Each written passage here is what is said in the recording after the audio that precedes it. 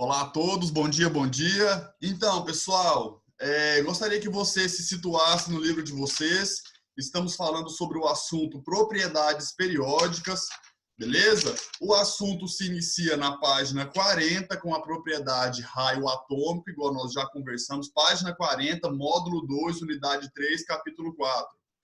Página 40, módulo 2, capítulo 4, unidade 3. Beleza? Tchan, tchan, tchan, tchan. Então tá, abram aí por gentileza a página. Eu peço desculpas pela aula passada, né? O meu computador estava travando, mas eu já entrei em contato com o provedor da internet. Vou substituir o meu provedor de internet. E eles disseram que até sexta-feira eu vim aqui fazer essa mudança. Então, por gentileza, tenham paciência comigo, porque é um assunto que não é, né, do meu controle. Tá joia? Eu vou explicar essa propriedade potencial de ionização ou energia de ionização, tá bom? Deixa eu voltar aqui, né? Porque eu percebi que no final, né, no final da nossa aula passada, exatamente essa propriedade ficou realmente ruim na gravação, não é mesmo? Então vamos lá, galera, vamos lá, vamos começar aí com muita alegria, com muito entusiasmo, tá joia? Turma, é o seguinte, né? O que vem a ser o potencial de ionização ou energia de ionização? Assim como está escrito aqui no nosso slide, esse potencial de ionização ou essa energia de ionização é a energia mínima necessária para se retirar um elétron de um átomo ou íon isolado no estado gasoso. Então, é energia para se retirar um elétron de um átomo no estado gasoso, certo? A tendência de crescimento dela é de baixo para cima na família, né? Deixa eu marcar aqui a família para a gente se situar melhor. Então, ela é de baixo para cima na família e no período da esquerda para a direita, certo? Agora, vamos entender essa propriedade com relação ao raio atômico, certo? Galera, o que seria, entre aspas, mais fácil, né, com menos gasto de energia? Tirar o elétron de um átomo grande, cujos elétrons estão fracamente atraídos, ou tirar o elétron de um átomo que é pequeno, cujos elétrons estão muito atraídos nesse núcleo? Tchan, tchan, tchan, tchan. É mais fácil tirar, né, com menos gasto de energia, de um átomo grande, porque se os elétrons aqui em torno do núcleo estão mais fracamente ligados, é necessário menos energia para se retirar esse elétron, certo? Então, por isso que na família, no grupo, né, os átomos que são maiores, eles têm o quê? Uma menor energia de ionização, uma menor energia para se retirar um elétron. Já os átomos que são menorzinhos, os elétrons estão muito atraídos por esse núcleo, certo? Eles estão bem próximos do núcleo, então para se retirar esse elétron precisa de quê? De mais energia. Assim como no período, né? No período, o que está acontecendo, pessoal? Da esquerda para a direita, o tamanho do átomo, entre aspas, o raio atômico vai ficando cada vez o quê? Cada vez menor. Ou seja, os elétrons dos átomos mais à direita estão mais atraídos por esse núcleo. Por isso, você precisa de mais energia, né, para se retirar esses elétrons de átomos que são o quê? Miudinhos.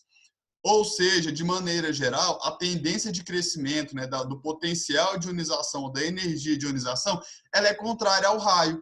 Quanto maior o raio, menor a energia. E quanto menor o raio, maior a energia.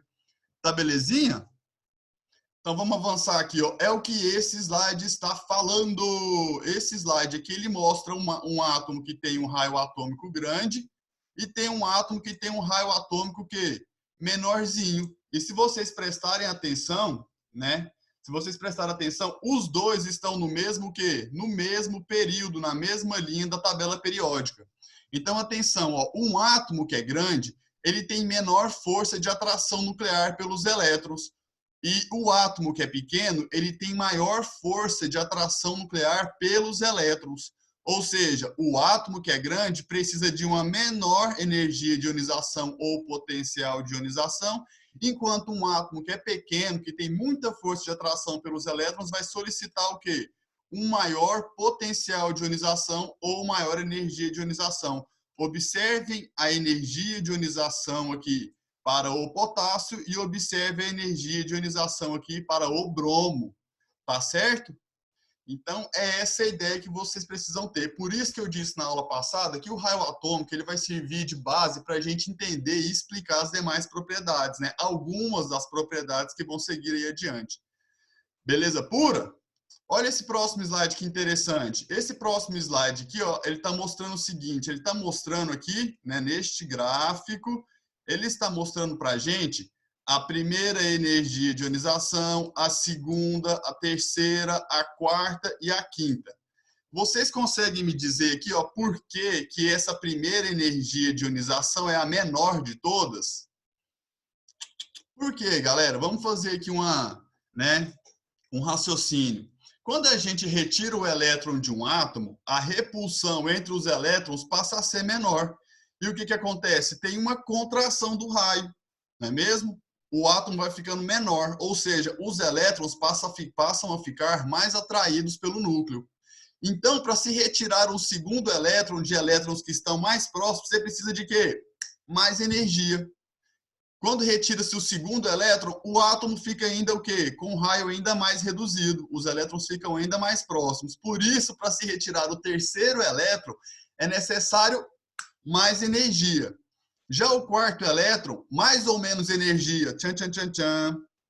Mais energia, porque o átomo está reduzindo o quê? O seu tamanho devido à menor repulsão entre os elétrons. Por quê? Porque foram retirados elétrons anteriormente e a repulsão entre esses elétrons foi diminuindo. Agora, o interessante aqui, ó, é esse gap. O que é o gap? Gap em inglês significa vão, né? Por que tem esse vão aqui, ó, tão grande de energia? Atenção, pessoal, esse vão de energia está sendo explicado aqui, ó. O gap de energia, ou esse salto, indica que ocorreu mudança de nível de energia. A gente estava retirando os elétrons que estavam em um nível de energia, e aqui o que aconteceu? Oh, desculpa, aqui também, né? De um nível de energia, e agora de uma camada, e agora a gente passou para uma camada mais interna, né? Então, esse gap energético, esse vão de energia, esse salto aí de uma energia de ionização para outra, ocorreu por quê? Porque mudou-se o nível, mudou-se a camada em que está se retirando elétrons. Retirar elétrons de uma camada mais externa é, entre aspas, mais fácil do que retirar elétrons de uma camada mais interna. Beleza? Por que esse processo ele é chamado de endotérmico? Todo processo que é endotérmico acontece com absorção de energia. Ou seja, o átomo recebe energia e libera esse elétron. Tá certo? Deixa eu ver, tem uma perguntinha aqui no bate-papo. Vou explicar de novo essa parte do gráfico, certo? Estão pedindo para explicar de novo a parte do gráfico. Vamos lá, deixa eu apagar aqui então nossa tela. Tchan, tchan, tchan, tchan. Então tá, vamos de novo. Olha só, a gente consegue perceber aqui, ó, a energia de ionização do carbono. Qual que é a distribuição eletrônica do carbono? O carbono tem número atômico 6, então ele tem 6 elétrons. Aí ficaria assim, ó, 1s2, 2s2, 2p, 2p quanto? 2p2, porque são 6 elétrons, não é isso mesmo? E então nós temos aqui essa distribuição. Essas 4 primeiras energias, por que elas estão crescentes? Porque quando a gente retira um primeiro elétron, a repulsão entre os elétrons diminui. A repulsão entre os elétrons diminui. E o que acontece? O tamanho do átomo vai dar o quê? Uma reduzida. Os elétrons vão ficar mais próximos do núcleo. Ou seja, os elétrons estão ficando cada vez mais atraídos. Por quê? Porque a repulsão entre eles está diminuindo. Então, a segunda energia ela tem uma tendência de ser maior. Assim como a terceira vai ser maior e assim como a quarta, quinta, sexta serão maiores. Agora, a ideia aqui é o seguinte, por que existe esse salto, esse vão, esse gap de energia? O que significa gap? Eu acabei de falar que gap significa vão, certo? Por que existe esse gap de energia? Porque deste nível aqui, ó, desses elétrons para esses elétrons, a gente mudou de camada. Percebe que, como a gente está falando aqui do carbono, o carbono possui 4 elétrons na sua camada de valência. Quando a gente retira esses 4 elétrons, a gente muda de camada, certo? Ou seja, as camadas mais internas, os elétrons estão muito próximos do núcleo. Então, uma energia muito maior para poder retirar o elétron que está mais ali, ó, atraído por esse núcleo. Beleza? É isso aqui que este gráfico mostra para a gente. Está sendo explicado aqui, ó, o gap de energia ou salto indica que ocorreu mudança de nível de energia ou camada. Beleza? Ó, nós temos uma pergunta aqui, vamos ver. Não, o vão no sentido aqui não é de vazio, né? O vão aqui significa o quê? Uma mudança brusca, existe uma distância de uma energia para outra. Olha só, uma energia estava mais ou menos aqui neste nível e a outra estava o quê? Muito afastada. Olha como as outras energias estavam próximas. Uma estava aqui, a outra estava aqui, a outra estava aqui, a quarta estava por aqui. Já a quinta energia de ionização está o quê? Está muito afastada das demais. Então, toda vez que houver essa diferença brusca, esse vão, essa diferença entre as energias, é porque houve mudança de nível de energia. Estamos retirando agora elétrons de um nível de energia de uma camada mais interna. Beleza? Então, beleza. Vamos adiante. Vamos adiante. Juntos e shallow now. Vocês sabem, vocês sabem. Então, galera, vamos falar de outra propriedade aqui, ó. A eletroafinidade ou afinidade eletrônica. O que essa propriedade diz? Essa propriedade diz o seguinte, né, que é a energia que se libera, consegue observar aqui ó, que a gente tem uma setinha nessa equação química, né? O que significa essa setinha? Que de um lado a gente tem aquilo que seria reagente e aquilo que seria produto. Ou seja, depois que o átomo recebe o elétron, ele vai liberar energia. Assim como está escrito aqui na transparência, é a quantidade de energia mínima liberada ou absorvida quando um átomo neutro isolado no estado gasoso recebe um elétron. Ele está falando aqui também que geralmente é um processo exotérmico. O que significa exotérmico? Exo é para fora. Tudo que é exo é para fora. Vocês sabem que, por exemplo, alguns insetos, eles têm o quê? Um esqueleto que é fora do corpo, um chamado exoesqueleto. Então, exo significa para fora e térmico tem a ver com o quê? Com energia. Ou seja, é uma energia que se libera quando o átomo ele recebe um elétron. Certo? Ó, tem uma pergunta aqui, deixa-me ver. Eventualmente pode ocorrer um balanceamento, mas eu quero que vocês entendam o seguinte aqui, ó. Né? Perguntou, professor, então tem que fazer um balanceamento? Sim, mas aqui é o seguinte, eu quero que vocês entendam, essa equação química é só para explicar, né, que o átomo, olha aqui, eu vou circular, o átomo X, ele vai receber, ou seja, mais um, ele recebe o elétron, se torna o quê, pessoal? Se torna um ânion. Por quê? Porque agora ele recebeu um elétron. E quando ele recebe esse elétron, o que acontece? Ele libera energia. Aí eu quero que vocês prestem atenção no seguinte. Por que a tendência de crescimento é nesse sentido? Nós não estamos falando aqui, eventualmente, de energia liberada, né? É um processo exotérmico, não é isso? Geralmente, na maioria das vezes, é um processo exotérmico. Por que ele vai liberar energia? Porque os sistemas que vão ficar mais estáveis ocorrem com liberação de energia. Então, o que acontece? Então, esse cara aqui, ó, esse elemento aqui, né, que está nessa posição, ele vai ser o elemento que mais vai liberar essa energia. Quando se libera energia, o sistema fica muito estável, certo? Então, veja bem, o que é mais fácil, né? Qual átomo seria, entre aspas, mais fácil? Qual átomo, né, liberaria mais energia quando ele recebesse o elétron? São átomos que são pequenos e podem atrair muito elétron ou são átomos grandes que podem atrair pouco elétron? Atenção, de novo a pergunta. Átomos pequenos que têm forte atração pelos elétrons ou átomos grandes que têm muita atração pelos elétrons? Átomos pequenos têm muita atração pelos elétrons, não é? Então, quanto menor o raio atômico, mais energia ele vai liberar. Ou seja, a ideia de crescimento aqui, ela é contrária ao raio atômico.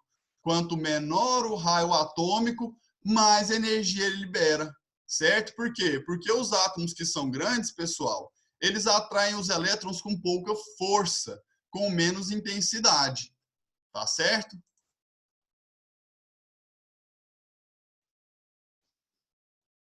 Esse conteúdo cai no Enem, né, pessoal? Né? Com qual frequência?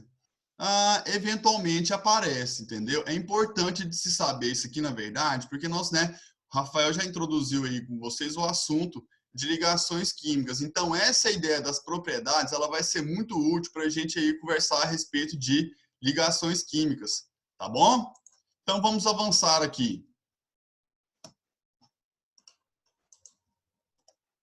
Olha o que está escrito aqui, pessoal. Eletroafinidade ou afinidade eletrônica, né? Então, nós temos aqui uma comparação, né? Uma comparação de um átomo que é grande e de um átomo que é pequeno. O que está acontecendo aqui? Olha só. O que está explicado aqui ó, do lado esquerdo? Átomos grandes possuem os elétrons externos mais fracamente ligados e, por isso, para se retirar um elétron, é necessário pequena quantidade de energia. Ou seja, ele tem baixo potencial de ionização, certo? Eles têm tendência de formar cátions. Por quê? O que é o potencial de ionização? É a energia necessária para retirar o elétron. Agora, os ametais, né, que estão do lado direito da tabela periódica, eles são átomos menores. Ou seja, eles têm alta eletroafinidade. E o que é a eletroafinidade? É a tendência, né? É a energia, né? Na verdade, é a energia necessária, é a energia que o átomo libera quando ele recebe o elétron. Ou seja, quando um átomo pequeno recebe o elétron, ele libera muita energia, torna-se um sistema mais estável, certo? Ou seja, os metais têm tendência de formar cátions e os ametais têm tendência de formar ânions, certo? Olha o que está escrito aqui do lado direito. Átomos pequenos possuem os elétrons mais fortemente ligados, né, mais fortemente ligados, e por isso eles têm facilidade em receber elétrons, liberando grande quantidade de energia e ficando mais estáveis. Tá joia? A palavra estabilidade agora ela vai ter muito a ver com a quantidade de energia do sistema. Olha só aqui, professor. O que é mais estável? Um sistema com muita energia ou um sistema com pouca energia? Entenderam? Um sistema com menos energia é um sistema mais estável. Tá certo? Então, eletroafinidade e energia ou potencial de ionização tem a ver com a tendência de formar ânions ou tendência de formar cátions. Tá joia? Essa matéria no livro de vocês, esse tópico aí, energia de ionização, está na página 43, não é mesmo? E agora falamos da afinidade eletrônica, que está na página 46. Então, pessoal, quando vocês forem ler e estudar essa matéria, leiam, releiam, tentem fazer essa relação entre o raio atômico e essas propriedades. Lembrem-se que um raio, um átomo que tem um átomo que é grande, o átomo que tem um raio grande, ele vai ter elétrons fracamente ligados. E o átomo que é pequeno, os elétrons vão estar o quê? Fortemente ligados ao núcleo. Tá joia? Bom, atenção para esse slide aqui, ó. Ó o sinal de atenção aqui. Os gases nobres, eles vão possuir, né, os gases nobres possuem os menores valores de afinidade eletrônica. Eles não apresentam tendência de receber elétrons porque eles já são estáveis. O Rafael deve ter comentado isso com vocês. Por que os gases nobres, né, por que os gases nobres, eles já são estáveis? Porque eles já têm o seu octeto completo. Não é isso? Eles já têm 8 elétrons na camada de valência. Outra atenção aqui, ó. Quanto mais negativa ou quanto mais exotérmica, quanto maior a energia liberada, maior será a atração do átomo por um elétron. Beleza? O último item aqui, que é a observação importante, ó, uma afinidade eletrônica positiva, né? Então, quando é positivo, o que significa positivo? Significa que recebeu energia. Quando isso acontece, indica que o íon negativo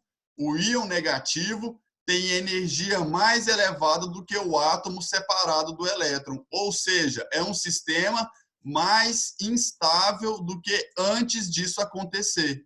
Né? Quando a gente nota que o valor da energia é positivo, né? Vou fazer um positivo aqui, ó. Quando a energia é positiva, significa que recebeu energia, certo? E por isso o sistema fica mais instável, beleza? Bom, agora a gente vai falar da eletronegatividade. A eletronegatividade é uma propriedade que diz o seguinte, né? Quando está havendo uma ligação entre dois átomos, quando está havendo a ligação entre dois átomos, isso aqui indica o quê? Isso aqui, esse tracinho indica a ligação. E o que é a ligação? A gente vai ver na frente que a ligação covalente, por exemplo, ela é o compartilhamento de elétrons entre dois átomos. Acontece que quando essa ligação acontece, o par de elétrons não fica exatamente entre os dois átomos. O par de elétrons ele tem tendência de ficar perto de um átomo ou perto de outro. Agora, perto de quem que o elétron vai ficar? Ele vai ficar perto de quem for o quê? Mais eletronegativo. Ou seja, eletronegatividade é a capacidade que o átomo possui de atrair os elétrons de uma ligação. Igual a gente já conversou, né? Quem é que vai ter tendência de ter os elétrons perto de si? São átomos grandes ou são átomos pequenos? Os átomos pequenos vão ter maior tendência de atrair os elétrons para perto de si, não é? E isso não vai ser diferente quando for, né, uma ligação química. Na ligação química, a gente vai ter os elétrons mais deslocados perto daquele átomo que for mais eletronegativo, do elemento que apresentar a maior eletronegatividade, tá certo? Ou seja, a tendência de crescimento da eletronegatividade também vai ser o contrário do raio atômico. Quanto menor o raio atômico do átomo, mais eletronegativo ele vai ser. Por quê? Porque átomos pequenos têm uma tendência de atrair os elétrons para perto de si. Então, suponhamos que o átomo X ele vai ter uma maior eletronegatividade do que o átomo Y, certo? O átomo Y tem pequena eletronegatividade.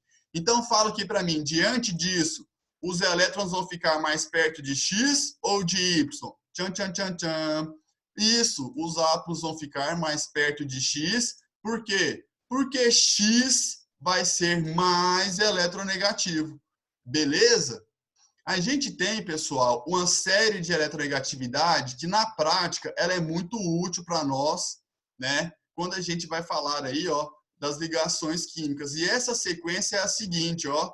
O flúor tem maior eletronegatividade do que o oxigênio, que tem maior eletronegatividade do que o nitrogênio, maior do que o cloro, que é maior do que o bromo, maior do que o iodo, maior do que o enxofre, que é maior do que a do carbono, que é maior que a do fósforo e, por fim, maior do que a do hidrogênio.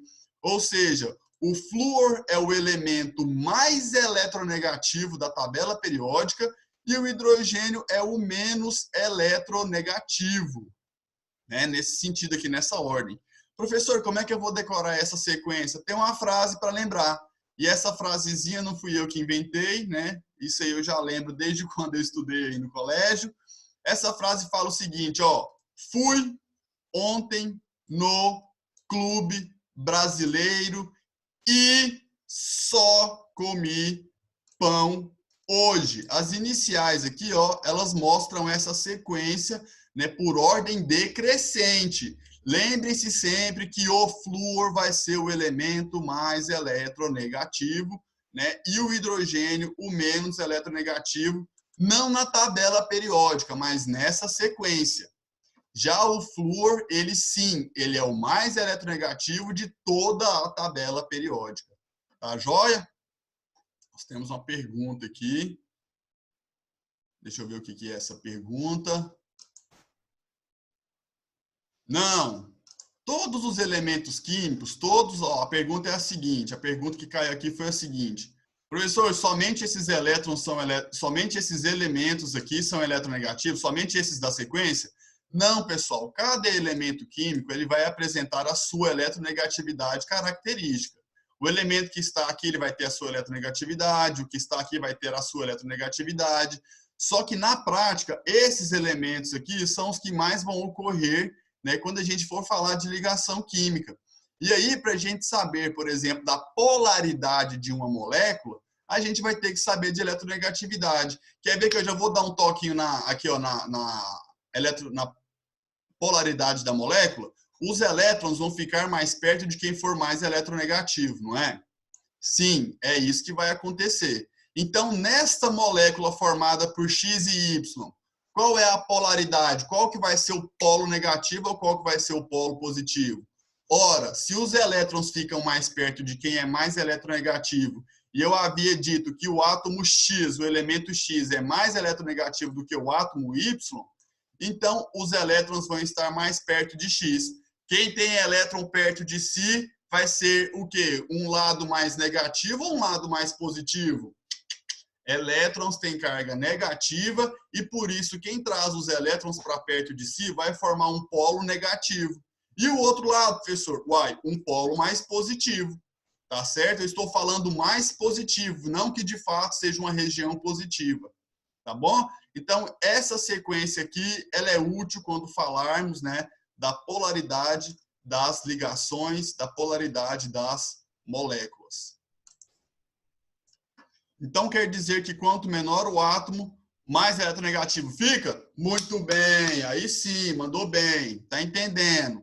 Bom, e para finalizar esse slide, né, olha só, os gases nobres possuem os menores valores de eletronegatividade da tabela, porque os átomos, né, dos gases nobres, eles já têm o seu octeto completo, eles têm pouca afinidade em receber elétrons e atrair elétrons para perto de si.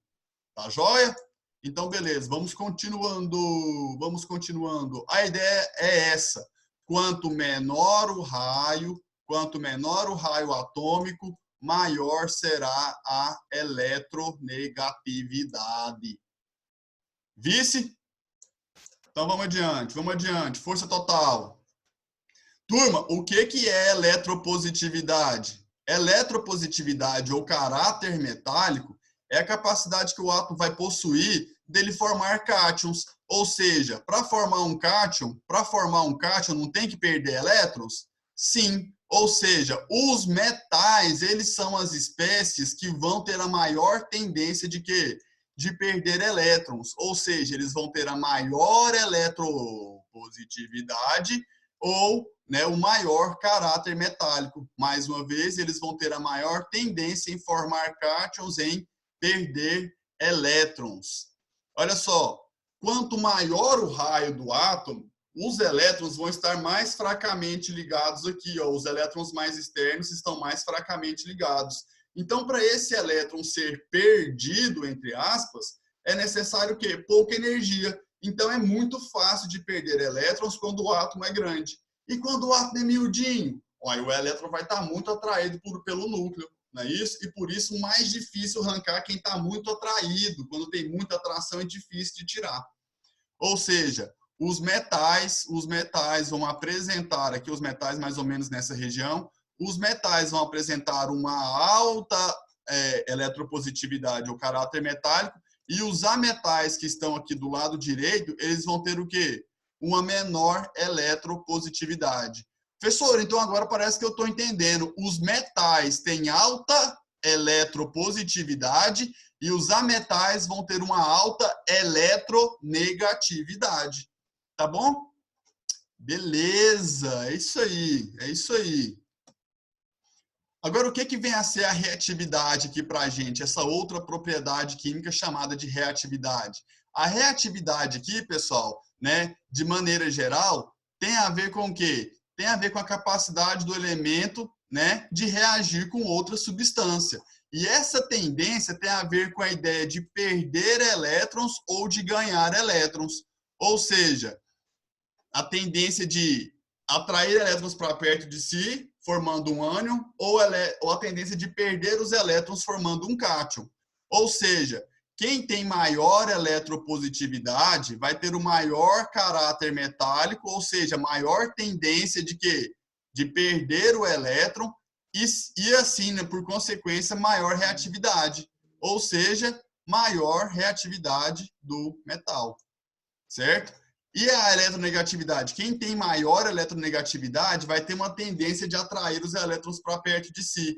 Maior o caráter não metálico, ou seja, maior reatividade do ametal, ou seja, tendência de formar um ânion, tá certo?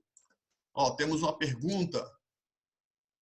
E o hidrogênio? Bom, o hidrogênio com relação a quê? O hidrogênio com relação a quê? O hidrogênio, ele possui o quê? Uma baixa eletronegatividade, né? Ou seja, ele vai ter pouca tendência de quê? De atrair elétrons para perto de si. Na eletropositividade, ele tem tendência de quê? De perder o elétron. O hidrogênio, ele tem tendência de perder o elétron. Ele vai ter uma eletropositividade, o quê? Até razoável. Só que toda vez que a gente vai falar dessas propriedades, pessoal, a gente tem que pensar na família ou no período. Voltando aqui.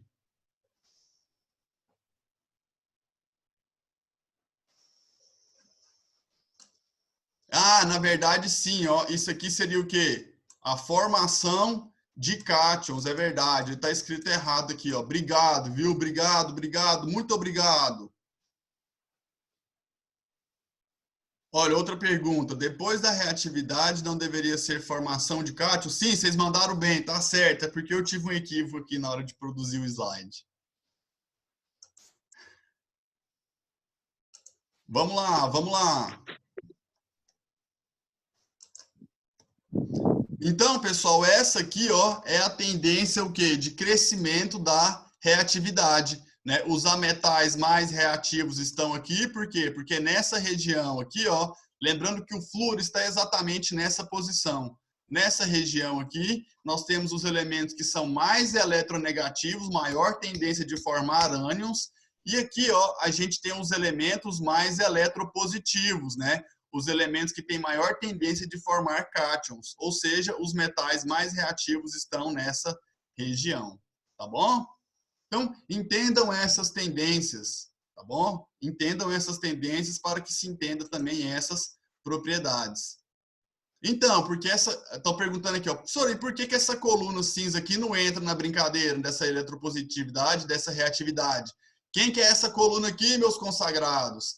É o grupo 8A, que é o grupo dos gases nobres. Os gases nobres, eles não têm tendência nem de receber, né, elétrons e nem tendência de quê? De perder elétrons. Eles não têm, que delícia, né, essa reatividade aí relativa. Pessoal, desliga o microfone, por gentileza, tá bom? Por gentileza.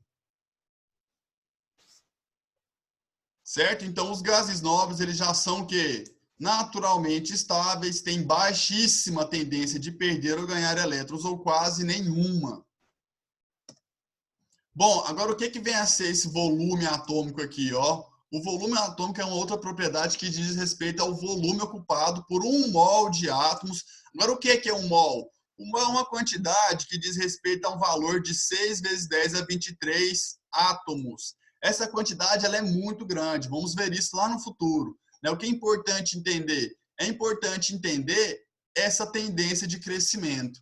Ou seja, o volume atômico ele é uma razão, uma divisão entre a massa molar daquela substância dividido pela densidade no estado sólido. Ó, o volume atômico depende do volume de cada átomo e do espaçamento ou empacotamento entre os átomos no estado sólido. Qual que é a tendência aqui, ó? A tendência é de cima para baixo e da esquerda para a direita para os metais, certo? E para os ametais e alguns dos metais que se localizam nessa região aqui, ó, da esquerda para a direita e de cima para baixo também, certo? Então, isso aqui é o volume atômico. Já a densidade, pessoal, é o seguinte, o que é a densidade? A densidade é a razão entre a massa e o volume. Só que para medir isso de um átomo, isso é praticamente impossível, né? Então, vamos fazer uma leitura do que está escrito aqui nesse slide. Por gentileza, leiam comigo. Ó, densidade. É importante ressaltar que a densidade é uma propriedade absolutamente experimental. Ou seja, para determinar a densidade, galera, a gente tem que saber da massa e do volume que uma amostra ocupa.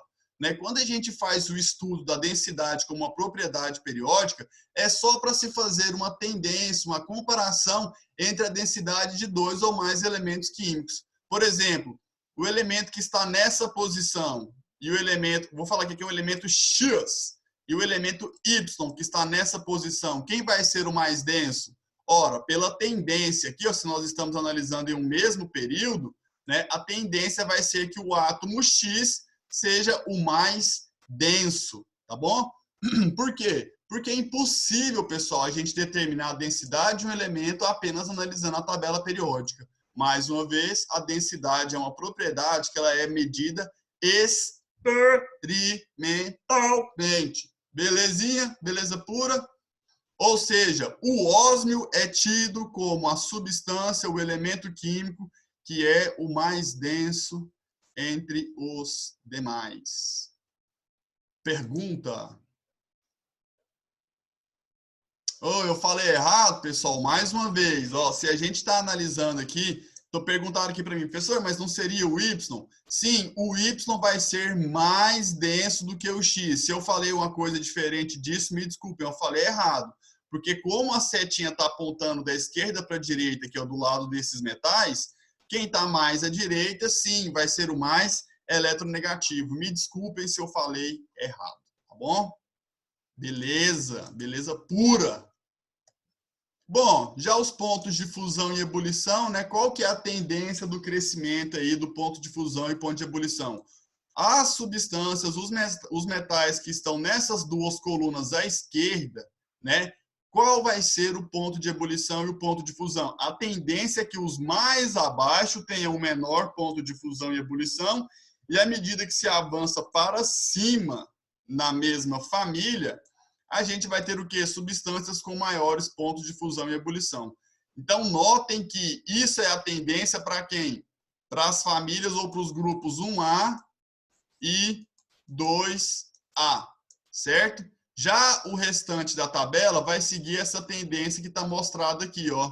Os elementos mais ao centro e mais abaixo aqui vão apresentar o quê? Os maiores pontos de ebulição e ponto de fusão. Então, para o lado dos ametais aqui à direita, a tendência é crescer da direita para a esquerda.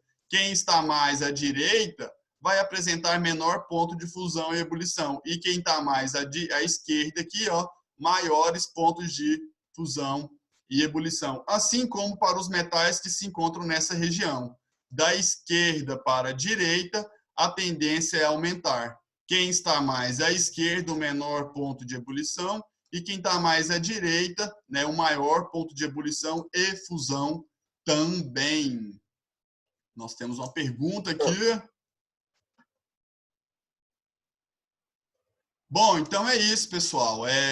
Vamos continuar aqui. Só mais um segundinho. Já estou terminando. Só mais um. Então, infelizmente, a nossa aula acabou e o assunto foi até aqui mesmo. Obrigado a todos, né, por assistir a aula. Se cuidem, um beijo no coração.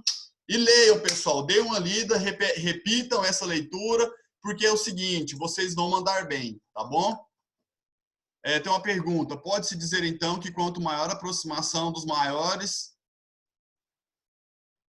Eu não entendi a pergunta. Não acaba mais, não? Oi? Eu não entendi essa pergunta aqui, não. Bom, tenta melhorar essa pergunta aí e coloca na plataforma, tá bom? Então é isso, galera. Um abraço, tudo de bom.